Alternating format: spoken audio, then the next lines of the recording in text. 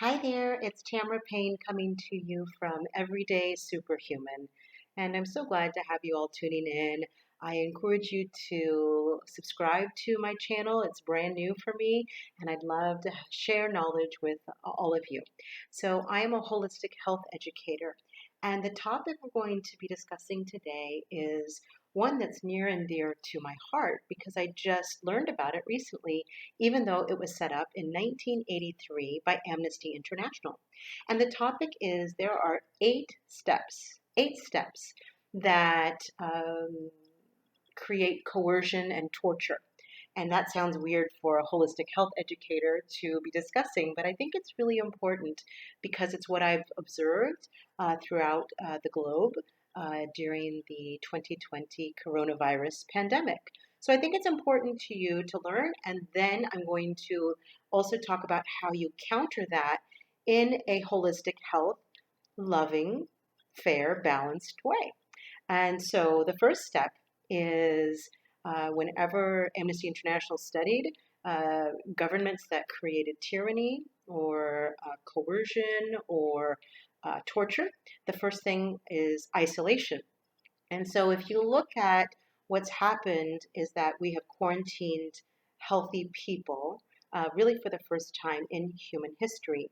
Even 102 years ago, when the Spanish flu outbreak occurred globally, it was not common to quarantine healthy people.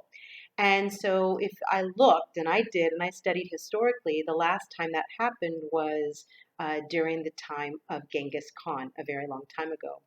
And so when you create isolation or isolationism, you can then direct how you have certain behaviors.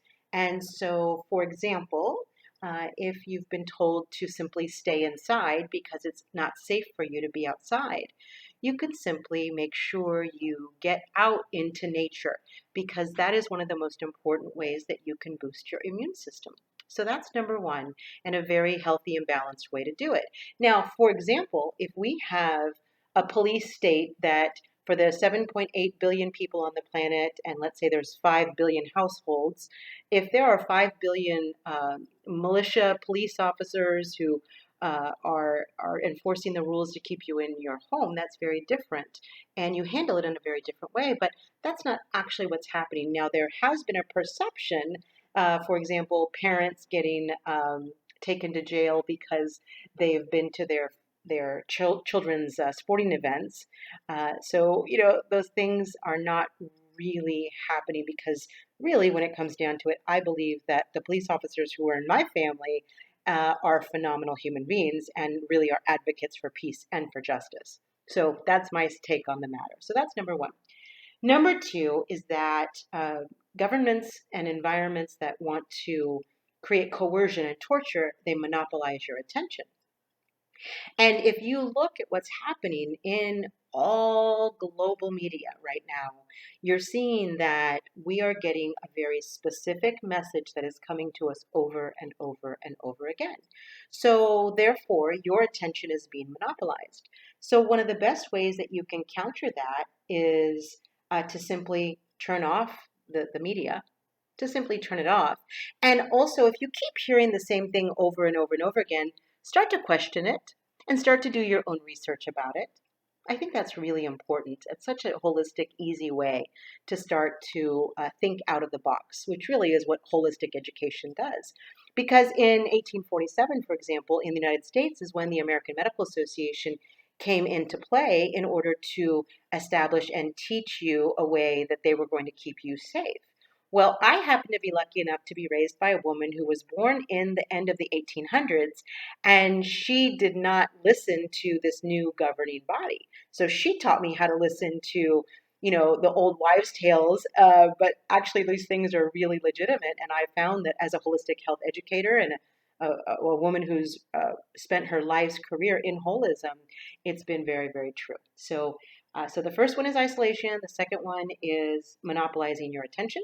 The third technique to create coercion is humiliation and degradation.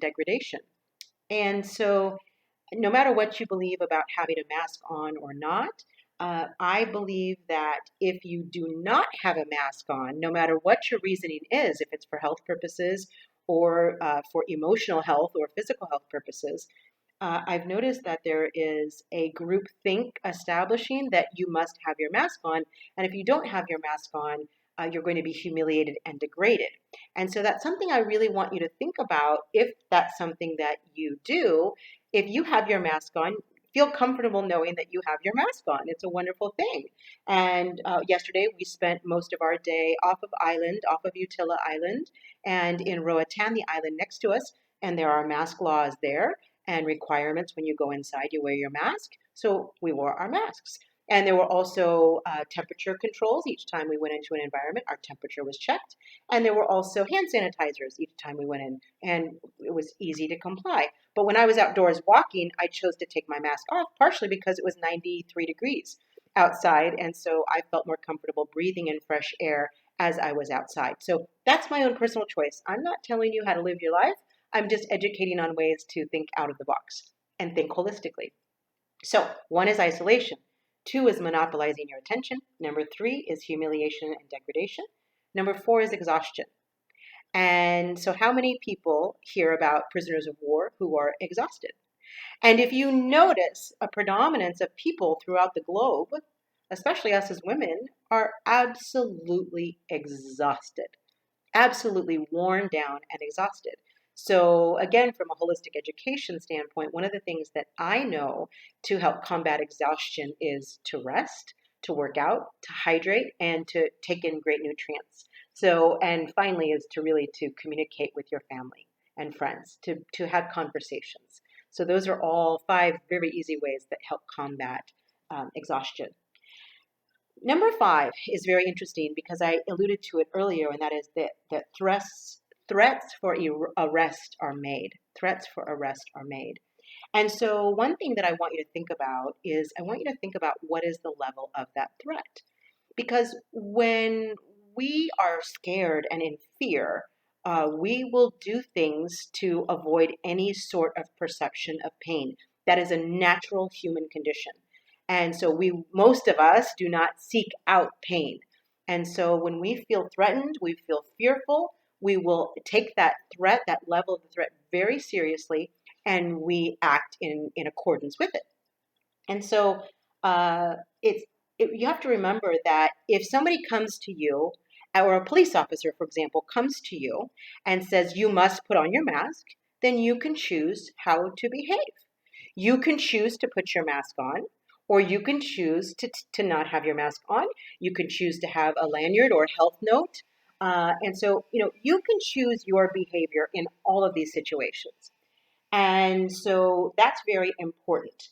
Then you can also run away. You can be threatened and arrested. There's all kinds of different levels of threat that I want you to start to think about. And so number six, this is really interesting because it's been happening, is occasional indulgences. Occasional indulgences. For example, when restaurants are open. When restaurants are open, but you need to take, biosecurity measures before you go to the restaurant, understandable. But when I'm eating or drinking, I can't have my mask on. And so when I feel relieved that I'm relaxing in a restaurant, and by the way, as a side note, restaurant comes from the Latin word restore, which means, restore, which means to restore.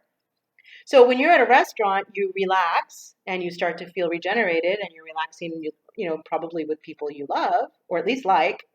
And so when you get that ability to go out to a restaurant and then it's taken away from you, what happens? You go back into that cycle of exhaustion and exasperation and of fear. So just remember that.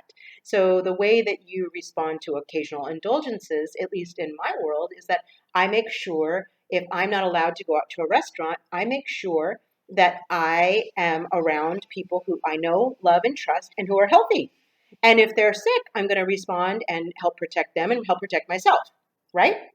I'm not going to perceive that everybody in my circle who looks healthy to me and who's a friend of mine or a family member of mine is sick. So that's really important to remember as well. Number seven in this 8-step cycle, according to Amnesty International, is the demonstration of omnipotence. And let's just, since we've been talking about masks, the mask issue, especially for politics. If you are told that somebody who wears a mask is righteous and is omnipotent, then guess what? If you do not have your mask on, therefore you have no potency or power. Ooh, that's very powerful when you start to think about it, right?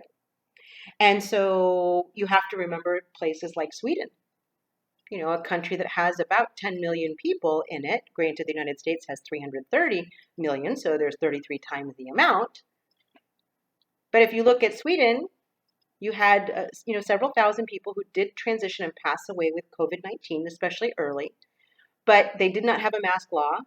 They naturally are socially distanced, and they made socially distanced suggestions. But now here we are in the wintertime, full-blown wintertime in all of Sweden, and you have people who are well and healthy and whole and who are not behind masks. So again, I'm not saying you to wear a mask, not to wear a mask. I'm just letting you know that there are other things happening in this globe that I want you to pay attention to. There are many different forms of government, okay?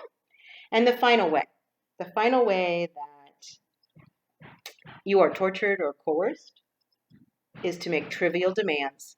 And if you are a governing body or you are a tyranny, you watch if those trivial demands are met.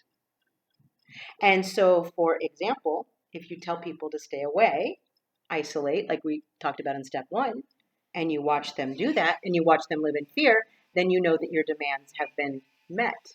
And you can then make the next demands and the next and the next and the next, because it starts with the triviality of things. If you must keep your distance 6 feet or more and you watch that that has happened, then guess what you do? You continue to make those further demands. Now, I'm not saying that you should ignore social distancing. If that's something that's really important to you, then you do that. But I am a little bit different, and I like hugs, and I need hugs in order to thrive and survive. So I make sure that before I hug somebody, especially over the last 2 to 3 months, that I ask them first if they'd like a hug or need a hug. And most everybody has told me that they like a hug or they need a hug. And so that's the easiest way for me as a holistic health educator, as a person who is in touch with her soul and who she is as a human. I believe hugs are just as healthy as distancing, if not more. So that is my learning for today. I want you to think about it. I hope that you enjoyed the learning, and thank you so much for joining me. I hope that I've helped you think about some things, and I hope that I've helped you begin. The goal of my company is to help you unlock your superpowers. So I hope that I began to help you think about what are your superpowers as you, instead of taking your power back, don't even allow your power to be given away. So think about these things and have a great day. Bye-bye.